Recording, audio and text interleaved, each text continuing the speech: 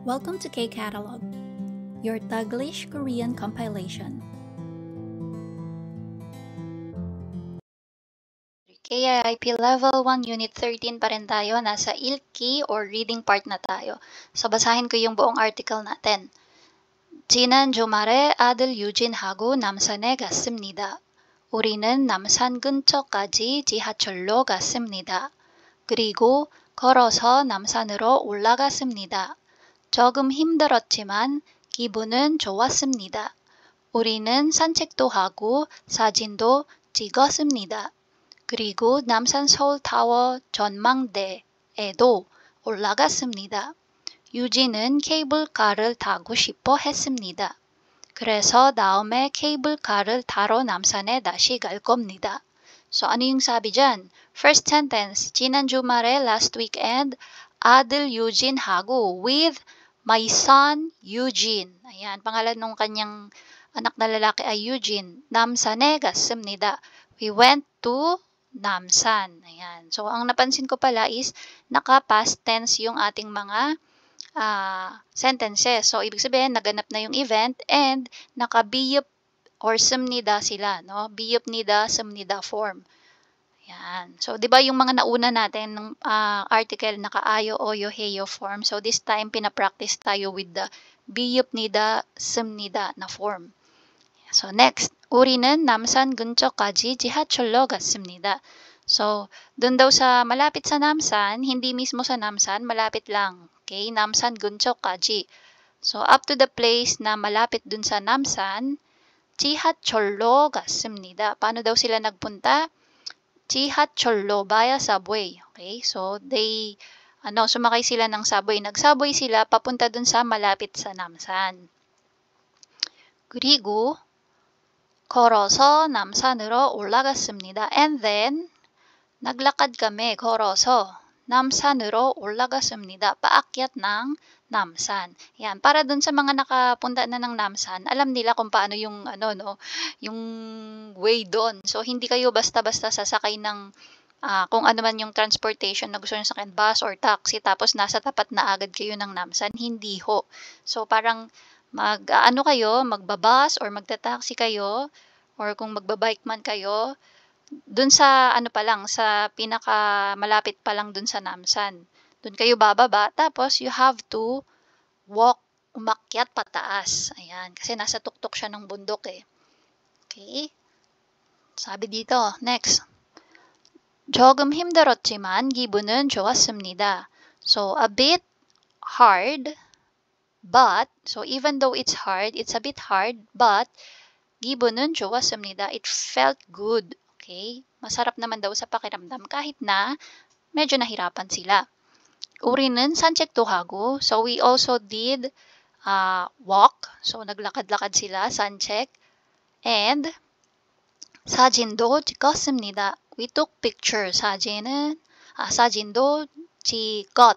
So naka-past tense, no? We took pictures. 그리고 남산 서울타워 전망대에도 올라갔습니다. So, umakyat din daw sila. Saan sila umakyat? So, and then, yan. Namsan Seoul Tower. Ito yon. Yan. Namsan Seoul Tower and tower. So, 전망대. Ibig sabihin ng 전망대 is observatory. Yan. So, yung, na yan, place dyan sa tuktok. Yan. Yung tag dito, glass window. So, makikita mo yung hindi naman kabuuan, parang yung lawak ng Seoul. Yan, mapagmamasdan mo ang ganda ng Seoul. So, observatory, 전망대. So, umakyat din daw sila doon sa observatory. Next, 유진은 케이블카를 타고 싶어 했습니다. So, si Eugene daw ay gustong sumakay ng cable car. So, naalala niyo yung ating grammar na go 싶다? So, di ba sabi ko before, pag ikaw yung gagawa ng action, ikaw yung doer nung gusto mong gawin, go 싶다, go 싶어요. Pero kapag ikaw yung magsasabi ng gustong gawin ng ibang tao, then you will use go 싶어 하다. Ayan. So, ito yun, no? go 싶어 했습니다. So, si hada, tinransform pa siya sa past tense kasi nga tapos na yung pangyayari. Next. 그래서 다음에 케이블카를 타러 남산에 다시 갈 겁니다. That's why 다음에 sa susunod daw, next time, dashi again, 케이블카를 타러. So yung ano natin, grammar natin na ro, gada, oda. So ano ulit yung gamit nito? Didikit mo siya sa verb, no? Sa dongsa. So that's why tada to. So ano yung gamit niyan? Pag sasabihin mo yung purpose mo, bakit ka pupunta or dadating sa lugar na yon. So pupunta daw sila ulit. Dashi galkom nida. Okay, pupunta ulit kami ng, that's why next time pupunta ulit kami ng Namsan para sumakay ng cable car. Ayan. So yun yung ibig sabihin. Now, sagutan natin yung mga questions. Number 1.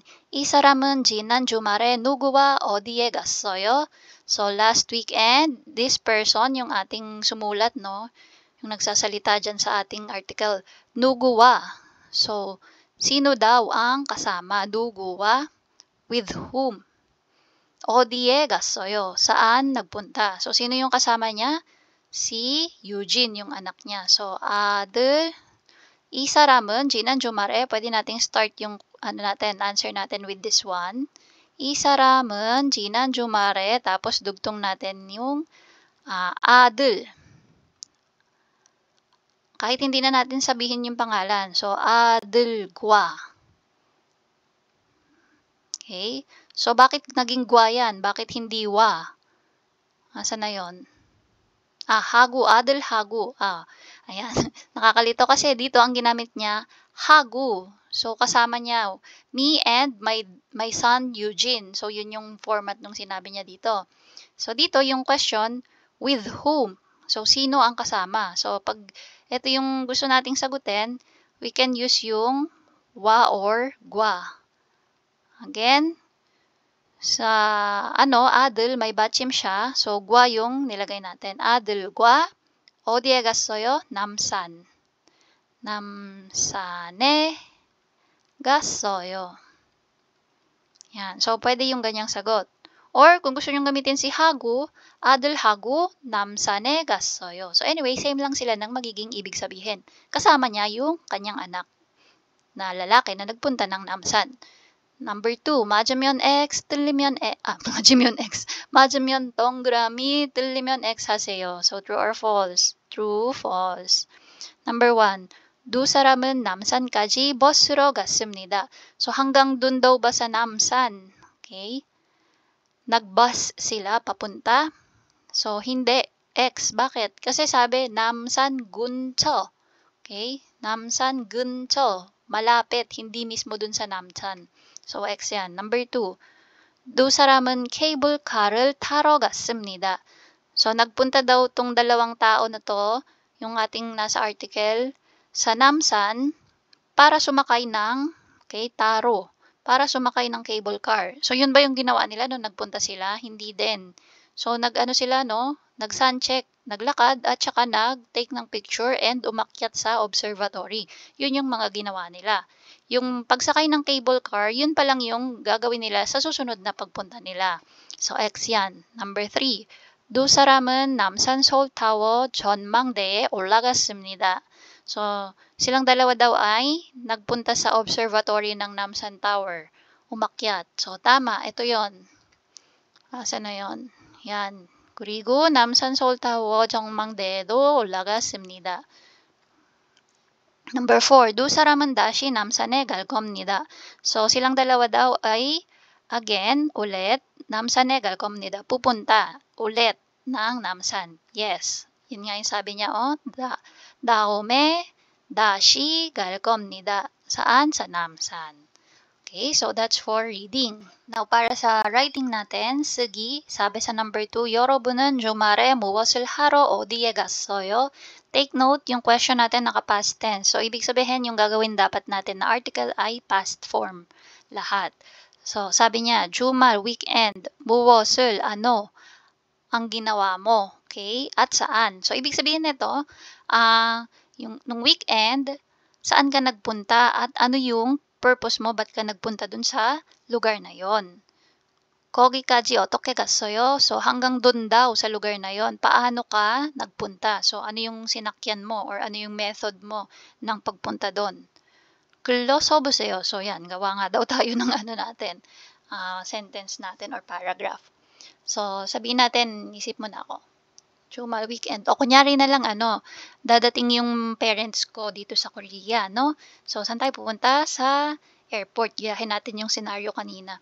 So, or yung mga nakaraang lesson pala. 공항. So, ang start ko ay 저는 natin. 저는 주말에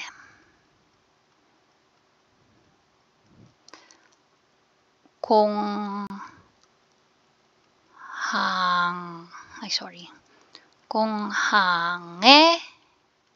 갔어요. Ayan. So, nag-start ako sa last weekend, nagpunta ako sa airport. Okay? So, bakit? Bakit ka nagpunta doon? So, dito na natin i-apply yung 으러 or ro가 나오다. So, bakit ako nagpunta doon? Ano yung purpose ko ng pagpunta doon? I-meet ko yung mama at papa ko doon kasi dumating sila sa sa Korea. So, sabihin ko muna na nagpunta or dumating si parents ko, yung mga parents ko dito. So,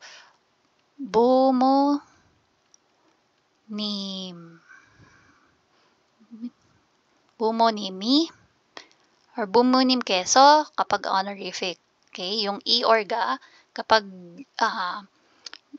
gagawin mo siyang honorific, magiging keso yan. So, instead of 부모님이, sinabi ko 부모님께서 한국에 왔어요. So, instead of 왔어요, dahil ang subject ko ay aking mga parents, 오셨어요. Ayan. 오셨어요. So, nagdagdag ako ng 으시다. So, ito yung ating grammar last time. 으세요, 세요. Pero dahil naka-past form siya, naging 셨어요. So, 오셨어요. So, dapat 오시다. Okay? So, since gagawin nating ayo, oyo in a past tense, 오셨어요. Yan. Okay? So, sinabi ko, dumating yung aking mga magulang sa Korea. 그래서, that's why,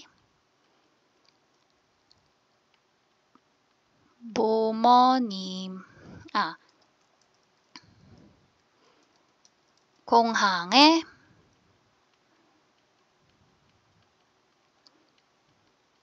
부모님을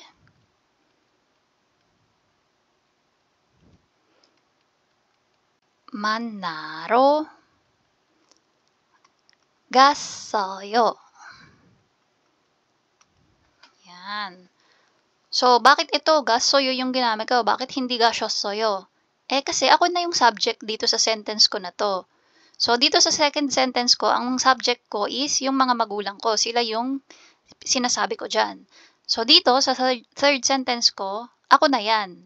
So, kaya naman, ayan, nagpunta ako ng airport para i-meet yung mga magulang ko. Diba? So, para hindi tayo malito, in-explain ko lahat, no? 그래서 공항에 부모님을 만나러 갔어요. Okay? Nagpunta ako ng airport para i-meet yung mga magulang ko. So, next. So, nasagot na natin to, no? 거기까지 어떻게 갔어요? So, paano daw ang pagpunta ko doon? Yung mode ng aking pagpunta. Sabihin ko sumakay lang ako ng subway. So, 거기까지 hanggang doon sa airport yon. 거기까지. So, 지하철로. Hindi pala lo. Yan. 지하철로 갔어요. Yan. So, again, yung 으로. Yan. So, itong 으로 or ro, so, ididikit ko siya kay 명사, pangalan ng lugar. So, yung pangalan ng lugar ko dito is yung 공항. So, Ang ginawa ko na lang is 거기까지. So, there. So, since yung pinag-uusapan ko nga na there is yung 공항, 거기까지. Doon hanggang sa 공항, hanggang doon sa airport. Yun yung ibig sabihin yan. 지하철로. Yan. So, 명사, yung pangalan ng aking sinakyan. Okay? 지하철로 갔어요. I went there by subway. So, nagpunta ako doon. Nag-subway ako papunta doon. Yan. So, nasagot na rin natin to. So, pwedeng as simple as this. Or kung gusto nyo gawing gusto nyo isulat hanggang dito. So, 너무 그날. So, pwede natin sabihin 그날, that day. 너무 행복했어요. So, sobrang saya ko nung araw na yon. Di ba? Kung gusto niyo po ulit dagdagan para mapuno yan, dagdagan niyo pa. So, sabihin natin, next day, tapos nung sumunod na araw, nag-sightseeing kami, gugyong. Okay? So, 다음 날, sabihin natin 그 다음 날은 서울에 시내에서 시내. So, ano ulit yung 시내? Sa loob ng city. 시내에서. So, sa loob ng city, ano yung ginawa namin? Nag-gugyong kami. 구경. Namasyal. 구경 했어요. Yan. Pasyal-pasyal kami or sightseeing kami sa loob ng city. 그 다음 날은 the next day 시내에서 구경했어요. Yan. So, nakagawa tayo ng isang magandang paragraph. 저는 주말에 공항에 갔어요. So, last weekend, nagpunta ako sa airport. 부모님께서 한국에 오셨어요. Dumating yung mga magulang ko sa Korea. 그래서 공항에 부모님을 만나러 갔어요. That's why, kaya naman, nagpunta ako ng airport para i-meet yung mga magulang ko. 거기까지 지하철로 갔어요. Hanggang doon, sa airport, nag-subway ako, papunta. 그날 너무 행복했어요. Sobrang saya ko nung araw na yon. 그 다음 날은 시내에서 구경했어요. Nung sumunod na araw, nag-sightseeing kami sa loob ng city. Ayan. So, yan yung ating writing. So, dito mayroon tayong danojang. So, Namsan, yung pangalan ng ating lugar. 힘들다, hard. 전망대, observatory. Cable car. Okay. And that's it. If you find this video helpful, please hit the like, share, and subscribe button. So I still hope to see you in the upcoming videos, and again, thanks for watching.